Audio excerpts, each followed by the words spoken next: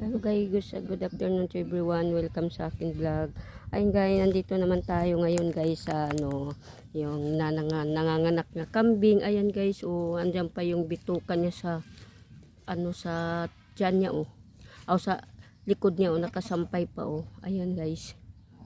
Ayan isa lang anak niya, kala ko 3. Ayan, kapanganak lang niya guys ngayong hapon. Ayan, nung inanakan niya yan. Tabi-tabi lang po sa kumakain. Ayan, ang cute ng anak niya Ang cute din niya Kakulay din niya ang kambing. Kala ko 3 anak niya, isa lang pala.